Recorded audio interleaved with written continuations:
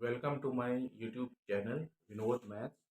I am teacher of UPSC Maths optional subject, BTech subjects, Engineering Math all semesters, GATE Maths and all the competitive exam which is related to math.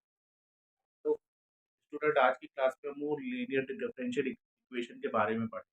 क्या होता है linear differential equation, उसको आज की class में हम discuss करें। तो इसमें क्या होता है स्टूडेंट, सबसे पहले कि कॉम्प्लीमेंट्री फंक्शन क्या होता है और पर्टिकुलर इंटीग्रल क्या होता है उसके बारे में हमें समझना होता है। तो कॉम्प्लीमेंट्री फंक्शन क्या, हमारे पास थ्री टाइप्स के होते हैं। थ्री टाइप्स के होते हैं, उसमें क्या होता है, पहला केस होता है हमारा रूट्स जब हमारा अनइक्वल। अनइक्वल है तो इसके लिए हम लोग फॉर्मूला यूज करते हैं कॉम्प्लीमेंट्री फंक्शन का, C F is equal to C one e की power m one x plus C two e की पावर एम टू एक्स। ठीक है स्टूडेंट। अब अगर मान लीजिए इसमें क्या होता है, M1 और M2 जो होता है वो रूट्स होता है। M1 और M2 जो होता है वो रूट्स होता है। इसकी वैल्यू हम बताएंगे कैसे निकालना है, वो एग्जाम्पल से बताऊंगा। ये तो मैं बताऊंगा कैसे इनके रूट्स हमारे अगर अनइक्वल है तो कैसे CF होगा, कैसे PI होगा। तो दूसरा में केस हमारा होता है, हमारा जब रूट्स हमारा इक्वल होता है। जब इक्वल होगा तो कौन सा फॉर्मूला यूज करेंगे कॉम्प्लीमेंट्री फंक्शन का, तो CF हमारा होता है यहाँ से आपका C1 प्लस C2x ई की पावर एम एक्स। ठीक है, ये दूसरा फॉर्मूला हम लोग यूज करेंगे। तीसरा केस इसमें एक होता है स्टूडेंट, उसमें होता है roots are imaginary. Roots are imaginary हमारा होता है तीसरा। तो इस केस में क्या करते हैं स्टूडेंट हम लोग इमेजिनरी केस में, कि इसमें क्या करते हैं, CF हमारा जो होता है, रूट्स हमारा इस टाइप पे होना चाहिए, अल्फा प्लस माइनस बीटा आई। इस केस में हमारा होना चाहिए। तो इसमें ये होता है रियल पार्ट होता है, ये हमारा इमेजिनरी पार्ट होता है। तो CF इस केस में क्या होता है स्टूडेंट, e की पावर अल्फा एक्स ब्रैकेट में C1 cos beta x plus C2 sign beta x. तो हम लोग क्या करते हैं स्टूडेंट, इन फॉर्मूलों की हेल्प से जो है हम लोग देखते हैं कि लीनियर डिफरेंशियल इक्वेशन को कैसे सॉल्व करते हैं। तो उसके लिए क्या करूंगा, मैं एक एग्जाम्पल लेता हूं और एग्जाम्पल में बताऊंगा कैसे कैसे इसे यूज करना है, किस तरह यूज करना है। तो उसके लिए मैं एग्जाम्पल लेता हूँ, आप देखते रहिए, इसको आप नोट कर लीजिए।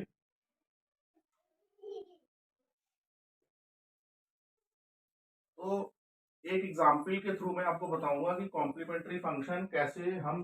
तो फॉर एग्जाम्पल हमारे पेपर में जैसे क्वेश्चन आएगा, लिखा होगा D square plus 3D plus 2 equal to 0। ऐसा क्वेश्चन आएगा 3D का। इसमें आपको डी स्क्वायर ऐसा करेगा, वाई लिखा होगा। तो हमें क्या मतलब होता है, केवल अंदर वाले को इक्वल टू 0 कर लेते हैं। D square plus 3D plus 2 equal to 0 ये होता है। तो इसमें क्या करते हैं, हम इसको ऑक्सिलरी इक्वेशन लिख लेते हैं। ऑक्सिलरी इक्वेशन कैसे लिखेंगे, डी की जगह एम ले लेंगे, तो हमारे पास हो जाएगा M square plus 2m plus 3m plus 2 equal to 0। तो हमारे पास ये हमारा ऑक्सिलरी इक्वेशन आ जाएगा। तो इसी को हमें सॉल्व करना है मिडिल स्प्लिटिंग टर्म से, जो आप लोग को आता होगा। तो इसमें क्या करेंगे, एम स्क्वायर हो जाएगा प्लस यहाँ लिख सकते हैं 2m, और यहाँ m लिख सकते हैं प्लस 2 इक्वल टू 0 हम लिख सकते हैं। अब इसमें क्या करेंगे, इन दोनों के इसमें से क्या करेंगे, m कॉमन ले लेंगे तो यहाँ से m प्लस 2 हो जाएगा, और यहाँ 1 ले लेंगे तो यहाँ पे m प्लस 2 हो जाएगा इक्वल टू 0। तो हमारे पास क्या हो जाएगा, दो रूट्स आएंगे, एक हमारा m प्लस 1 आएगा और एक m प्लस 2 आएगा। दोनों इक्वल टू 0 कर लेंगे। तो सबसे पहले केस में क्या करेंगे, m प्लस 1 इक्वल टू 0 लिखेंगे तो m का पहला रूट हमारा आ जाएगा -1, और m प्लस 2 इक्वल टू 0 लिख लेंगे तो m का हमारा रूट आ जाएगा -2। तो ये हम सबसे पहले पहला काम हमारा क्या होगा, हमें रूट फाइंड करना है। रूट फाइंड करने के बाद ये देखना है कि कौन सा केस हमारा एप्लीकेबल होगा। तो इसमें क्या है, रूट्स मेरा अनइक्वल आ जाता है। जब अनइक्वल आ जाएगा तो इसका मतलब हमें कौन सा केस यूज करना होगा, पहला वाला। तो पहला केस क्या था हमारा, वो मैं बताता हूँ आपको। कि हमारा पहला केस था जब हमारा अनइक्वल होता था रूट्स, तो फॉर्मूला होता था C1 e की power m1x plus C2 e की पावर m2x। तो हमारे पास ये होता है हमारा पहला केस। तो हमारे पास रूट्स आया है m1 आया है मेरा -1 और m2 आया है मेरा -2। तो हमारे पास दो ऐसे केस हमारे पास आए हैं। तो अब इस क्या करेंगे, m1 की वैल्यू उसमें पुट कर देंगे, m2 की वैल्यू उसमें पुट कर देंगे। तो मेरा CF क्या आ जाएगा, यहाँ से क्या आ जाएगा, C1 e की power -x plus C2 e की पावर माइनस 2x। तो ये हमारा आंसर हो जाएगा कॉम्प्लीमेंट्री फंक्शन का। जब हमारा रूट्स अनइक्वल हो यानी अलग अलग हो तो उस केस में हम इसकी हेल्प लेते हैं। तो ये हमारा पहला टाइप होता है कॉम्प्लीमेंट्री फंक्शन में, कैसे हम लोग कॉम्प्लीमेंट्री फंक्शन निकालते हैं। ठीक है, लीनियर डिफरेंशियल इक्वेशन में पहला केस हमारा यही होता है कि कॉम्प्लीमेंट्री फंक्शन कैसे निकालते हैं। तो स्टूडेंट, पिछली क्लास में हमने आपको बताया था कि लीनियर डिफरेंशियल इक्वेशन कैसे सॉल्व करते हैं। ठीक है, तो उसमें पहला केस बताया था कॉम्प्लीमेंट्री फंक्शन का कि हम जो है कैसे सॉल्व करते हैं। पहला केस जब रूट्स अनइक्वल होता है। तो आज की क्लास में हम लोग डिस्कस करेंगे जब रूट्स मेरा इक्वल होगा। पिछली क्लास में अनइक्वल बताया था, आज क्लास में बताएंगे इक्वल कब होगा। तो इसमें हम लोग फॉर्मूला बताया था आपको, C F is equal to C1 plus C2x e की पावर एम एक्स। ओके, तो इसलिए एम एक्स की बात की है कि यहाँ पे रूट्स हमारा सेम आएगा। इसके लिए हम लोग आपको एक एग्जाम्पल बताएंगे कैसे हम उसे सॉल्व करते हैं। ठीक है, वो आपको मैं बताऊंगा यहाँ पे। तो क्या है, एग्जाम्पल ले लेते हैं। जैसे हम लोग एग्जाम्पल ले लेते हैं D-2 का whole square y is equal to 0। ठीक, अगर मान लीजिए इसका स्क्वायर भी अगर ओपन करते हैं, ये हमारा a माइनस बी का होल स्क्वायर है, तो अगर हम इसे लिखना भी चाहें ऑक्सिलरी इक्वेशन तो m-2 का होल स्क्वायर लिख सकते हैं इसे। तो इसका मतलब क्या है कि ये हमारे पास m की स्क्वायर की वजह से जो हमारा है इसके दो रूट्स हैं और दोनों रूट्स मेरे सेम है, यानी 2,2 है। ठीक है, तो 2,2 है तो इसका मतलब रूट्स मेरा सेम आ गया। अगर रूट सेम आ गया तो ये वाला केस मेरा एप्लीकेबल हो जाएगा। तो हम लोग क्या लिखेंगे यहाँ पे, सी एफ लिखेंगे C1 प्लस C2x। अच्छा, C1 और C2x को कुछ नहीं करना है आपको, और E को भी कुछ नहीं करना है, सेम, केवल M की वैल्यू सेम है, इसलिए E की पावर 2x इसका आंसर हो जाएगा। ठीक है, तो पहला केस था हमारा अनइक्वल, दूसरा मेरा इक्वल है। इक्वल में मैंने एग्जाम्पल दिया कि एग्जाम्पल है, हम कैसे सॉल्व करते हैं इसको। इसको एक बार आप उतार लीजिए, उसके बाद मैं आगे बात करता हूँ। ठीक है, इसको मैं एक क्वेश्चन और मैं डिस्कस करता हूँ आपसे कि एक एग्जाम्पल और ले लेता हूँ इसका क्या हो सकता है। ले लेते हैं, जैसे फॉर एग्जाम्पल एक ले लेते हैं D-4 का होल स्क्वायर। अगर उस केस में क्या होगा स्टूडेंट, यहाँ पे हो जाएगा डी की वैल्यू क्या आ जाएगी, मतलब यहाँ पे ऑक्सिलरी इक्वेशन हम लिखेंगे तो हमारे पास ऑक्सिलरी इक्वेशन क्या आएगा, m-4 का स्क्वायर इक्वल टू 0, यानी m की दो वैल्यू आएगी 4,4। यानी फिर से वही इक्वेशन लगेगा, C F is equal to हो जाएगा आपका C1 प्लस C2x और e की पावर mx।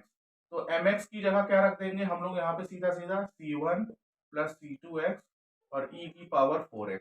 तो हम लोग इसे, ये हमारा आंसर हो जाएगा। मतलब दूसरे टाइप में हम ऐसे करते हैं, बस हम देखते हैं क्या है कि रूट्स हमारा इक्वल है कि नहीं।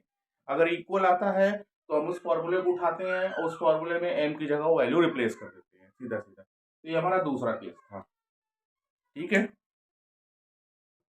Welcome student. आज की क्लास में हम लोग डिस्कस करेंगे लीनियर डिफरेंशियल इक्वेशन। आज की क्लास में हम लोग डिस्कस करेंगे कि तीसरा रूट जो होता है हमारा, तीसरा केस जो हमारा कॉम्प्लीमेंट्री फंक्शन का होता है, जब रूट्स हमारा इमेजिनरी हो, मतलब रूट्स आर इमेजिनरी। मतलब हमें कुछ ऐसा पैटर्न मिलना चाहिए, मतलब कि ऐसा कुछ होना चाहिए, अल्फा प्लस माइनस बीटा आई का फॉर्मेट हमें चाहिए। तो इस तरह अगर फॉर्मेट मिलता है तो हमारा केस होगा इमेजिनरी। तो उसका फॉर्मूला क्या होगा, यहाँ से हो जाएगा ई की power alpha x C1 cos beta x plus C2 sign beta x. तो हमारे पास ये दूसरा, ये तीसरा केस हमारा होगा रूट्स आर इमेजिनरी। तो एक एग्जांपल लेते हैं, उससे समझते हैं इसको कैसे करेंगे। तो फॉर एग्जांपल ले लेते हैं, यहाँ पे लिखा है डी स्क्वायर प्लस 4 और वाई इज इक्वल टू 0। हमारे पास ऐसा केस लिखा है, तो इसका ऑक्सिलरी इक्वेशन हो जाएगा M square plus 4 is equal to 0। तो इसका मतलब, अब एम स्क्वायर कैसे कर सकते हैं, तो एम स्क्वायर इक्वल टू लिख सकते हैं हम लोग यहाँ पे प्लस माइनस 2i। तो मतलब m का जो दो रूट आएगा वो प्लस माइनस 2i हम इसे लिख सकते हैं। ठीक है, तो हमारे दो रूट्स होते हैं यहाँ पे, तो हम इससे कंपेयर कर लेंगे इस वाले से। तो क्या हो जाएगा, यहाँ पे लिखा है student alpha plus plus minus beta i, ऐसा लिखा है। ठीक है, तो हमारे पास दो केस है, तो यानी अल्फा की जगह 0 है और प्लस माइनस है, बीटा की जगह 2 आई है।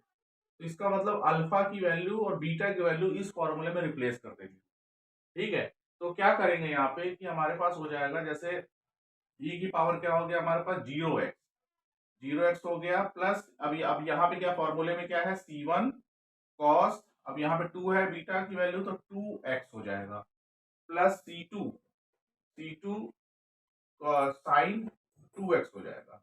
तो हमारे पास ये तीसरे केस में क्या होगा कि अगर हमारा रूट्स हमारा इमेजिनरी होगा तो हम लोग इस फॉर्मूले की हेल्प लेंगे। उसके लिए मैंने आपको एक एग्जांपल बताया कि डी स्क्वायर प्लस 4y = 0 है, तो उसका ऑक्सिलरी इक्वेशन हम निकालते हैं। उस ऑक्सिलरी इक्वेशन का फिर रूट निकालते हैं, उससे रूट निकालते हैं, तो हमारा इमेजिनरी रूट में आता है आंसर। तो इमेजिनरी रूट अगर आता है तो उससे कंपेयर कर लेते हैं। कैसे कंपेयर करते हैं मैंने दिखाया है, और उसकी वैल्यू उठाकर इस वाले फॉर्मूले में पुट कर देते हैं, तो हमारा आंसर आ जाता है। तो ये हमारा तीसरा केस होता है लीनियर डिफरेंशियल इक्वेशन के कॉम्प्लीमेंट्री फंक्शन में, कि हमें इमेजिनरी रूट कैसे निकालना है। क्यों, क्या होता है स्टूडेंट, कि हमारा जो क्वेश्चन आता है उसमें दो केस होते हैं। एक क्वेश्चन हमें दे देगा, उसमें बोलेगा CF निकालिए और पर्टिकुलर इंटीग्रल निकालिए। अगर दोनों निकालेंगे तो ये हमारा जनरल सोल्यूशन बनेगा। तो आज आज की क्लास में जो हम लोग ने अभी तक पढ़ा, वो पढ़ा तीन केस क्या क्या होते हैं। एक हमारा होता है अनइक्वल रूट के बारे में मैंने पढ़ाया, फिर आपको इक्वल बताया, फिर आपको इमेजिनरी बताया। तीनों केस के मैंने एग्जाम्पल बताए। अगर आपको इनमें कोई प्रॉब्लम आती है, कोई क्वेश्चन फंसता है आपको, तो आप मुझे कमेंट बॉक्स में बता सकते हैं कि ये क्वेश्चन मुझे नहीं है। मैं आपको उसका सोल्यूशन या तो वीडियो के थ्रू बता दूंगा, नहीं तो आपको कोई और थ्रू के रास्ते बता दूंगा। ठीक है, तो इस अगर आपको ये अच्छा लगता है आज की क्लास में, तो आप मुझे इसमें लाइक करिए, सब्सक्राइब करिए। तो आगे का वीडियो हम अगली क्लास में आपको बताएंगे कि पर्टिकुलर इंटीग्रल कैसे निकालते हैं। For watching my video, please like and subscribe my YouTube channel. If you have any problem math related, then you can WhatsApp me and comment also.